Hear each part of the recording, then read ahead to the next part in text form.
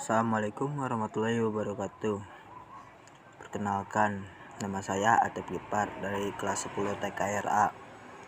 Bab 1, Keselamatan dan Kesehatan Kerja K3. A. Keselamatan dan Kesehatan Kerja K3. Keselamatan dan kesehatan kerja sangat penting diterapkan dalam dunia industrialisasi. Salah satunya dalam industrialisasi otomotif. Keselamatan dan kesehatan kerja membantu para kerja. Undang-Undang Ketenagakerjaan No. 13 Tahun 2023 Pasal 87 menyatakan bahwa setiap perusahaan wajib menampakkan sistem anjakan keselamatan dan kesehatan kerja yang diintegrasi dengan sistem ajakan. Bab 2, Mesin Konversi Energi dan Ingredient. A. Mesin konversi energi. Energi merupakan suatu kemampuan melakukan kerjaan, usaha, atau kemampuan melakukan berubah 1. Prinsip dan cara kerja. Mesin konversi energi secara prinsip bekerja dengan mengubah suatu energi menjadi energi dalam bentuk lain. 2. Klasifikasi mesin konversi energi. Mesin konversi energi dapat diklasifikasikan menjadi 2. Bab 3, Proses dasar bentukan logam. A. Proses pengecoran sistem. 1. Jenis tanur dapur tinggi. Tanur dapur tinggi merupakan dapur untuk mengolah biji besi menjadi logam besi. Bab 4, Cara penggunaan operasi instruction manual, servis manual, dan part block. 1. Kondisi pemilihan kendaraan bermotor. Kendaraan bermotor yang digunakan secara terus-menerus akan menyebabkan dikejar mesin dan komponen lainnya menjadi memiliki kondisi yang semakin menurunkan. Ini apabila tidak ditanggulangi. 2. Ketentuan pemeliharaan secara berkala. Bentungan yang didapat jika melakukan pemeliharaan secara berkala adalah sebagai berikut. A. Kondisi mesin dan kondisi konstituen lainnya terjaga dengan baik sehingga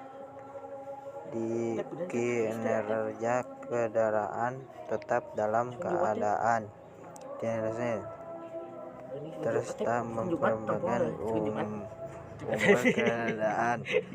B. Biaya administrasi untuk melakukan segala komitmen secara besar-besarnya dapat ditekan. C. Keselamatan dan keamanan pengemudi saat berkendaraan tetap terjaga sehingga membakar kendaraan lagi bermudi. B. Penggunaan bantuan pengoperasi dan pemeliharaan mesin dan mesin manusia manual oren.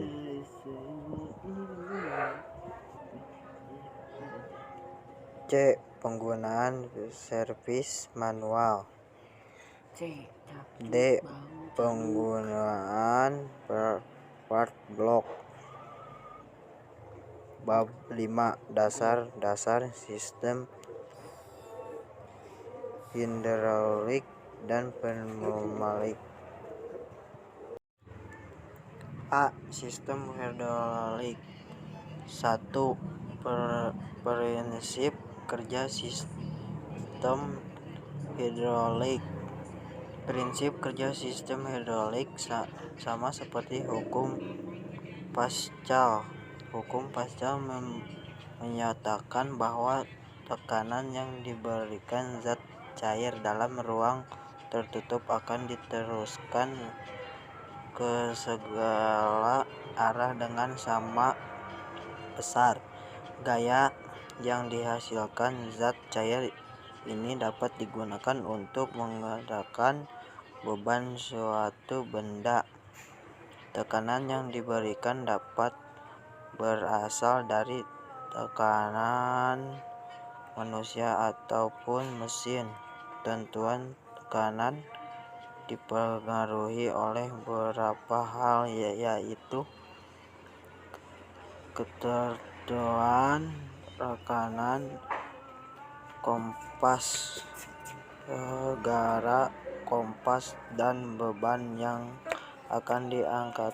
Berikut adalah rumus hukum Pascal yang digunakan dalam sistem hidrolik. Bab 6. Dasar kelistrikan dan reaksi. A. Dasar kelistrikan. 1. Dasarkan besaran listrik. Besaran listrik merupakan besaran yang berkaitan dengan listrikan secara umum. Besaran merupakan segala sesuatu yang dapat diukur yang ditanyakan dengan nilai dan memiliki satuan berikut merupakan berdasarkan besaran listrik. A. Arus listrik.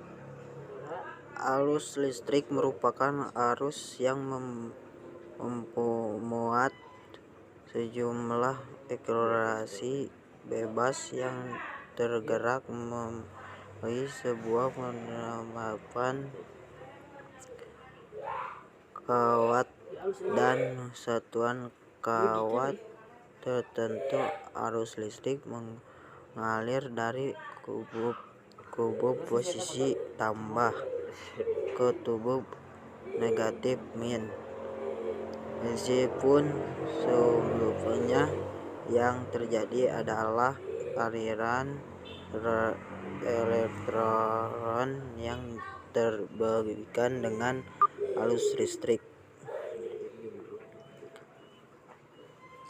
yaitu mengalirkan dari kubu negatif min ke tubuh negatif tambah karena adanya perbedaan jumlah akselerasi aliran elektron dapat digambarkan seperti aliran air. Air akan selalu mengalir dari tempat yang ditinggal ke tempat yang rendah. Akselerasi juga akan mengalir dari posisi yang memiliki elektron yang tinggi ke tempat yang memiliki elektron yang lebih rendah. Arus listrik memiliki satuan ampere dan dapat diukur menggunakan ampere atau mililiter, yang merupakan satuan ukur arus listrik yang dapat menghasilkan 1.118 meg dari aliran listrik dalam waktu 1 detik. Bab 7. Sistem kontrol dan sentral.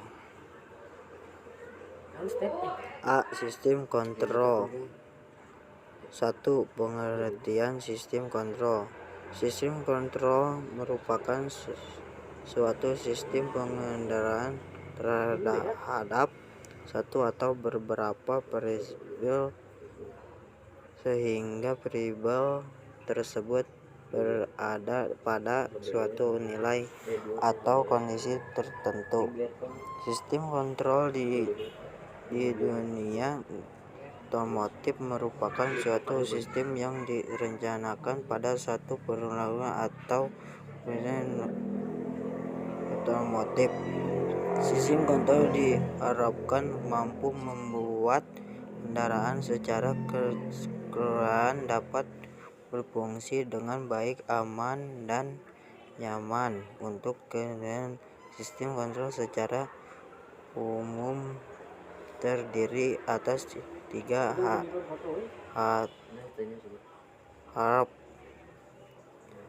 tahap, yaitu masukkan, operasi, dan operasi kekurangan.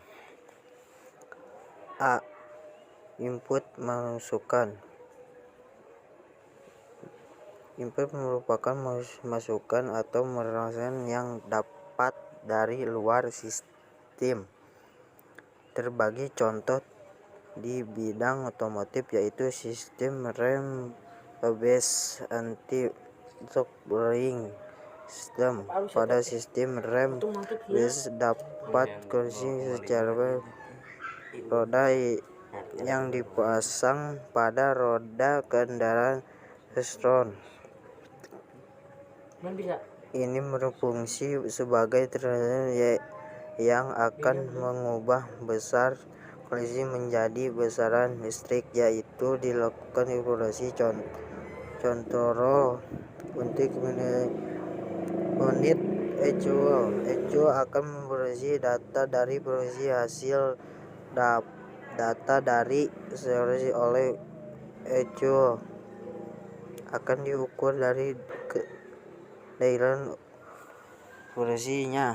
ECU memerintahkan aturan pada sistem rem ABS untuk mengatur tekanan minyak rem akan ditambahkan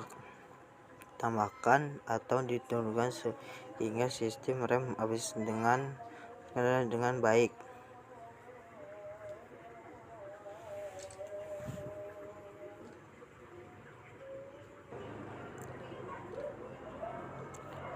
B. Proses. Proses adalah tahap berlangsungnya proses yang direncanakan dan berlangsung secara terus-menerus. Proses tersebut terjadi dalam bentuk kegiatan yang dilakukan dan dikontrol agar mendapat hasil yang diharapkan. Sebagai contoh di bidang otomotif, yaitu proses yang terjadi pada ECU yang ada di sistem akselerasi fuel injection FI. C. Output kekurangan. Output atau kekurangan merupakan hasil keluaran dari proses dalam bentuk apapun, seperti energi kinetika dengan energi panas. Contohnya, hasil kekurangan gas buat dari knalpot yang mempunyai hasil di bawah atau di atas ambang atas yang diizinkan.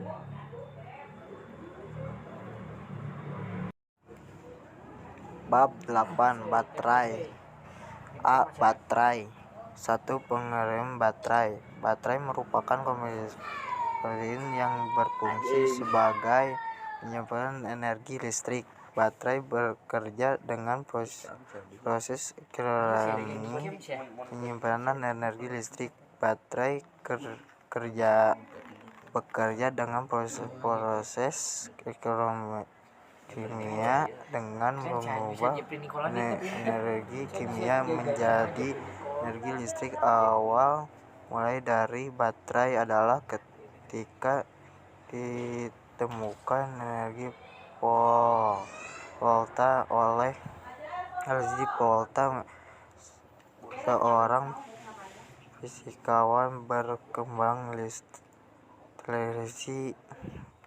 Penemuan tersebut kemudian dikembangkan oleh para ilmuwan hingga tercapai baterai yang ada seperti saat ini.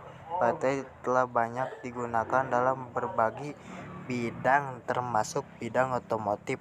Pada bidang otomotif, baterai merupakan salah satu komponenten sistem kelindahan pada mobil yang berfungsi sebagai tempat menyebabkan dan sumber energi listrik yang mempunyai jenis aliran listrik DC atau searah. Pada saat mesin mobil mati atau alternatif belum bekerja, energi listrik dari yang berfungsi mengoperasi berbagai perangkat elektronik mobil seperti lampu, air, internet, power, mini-off, dan fire. 2. Jenis-jenis baterai. Baterai yang digunakan pada mobil terdiri atas beberapa jenis, yaitu sebagai berikut. A. Baterai barah.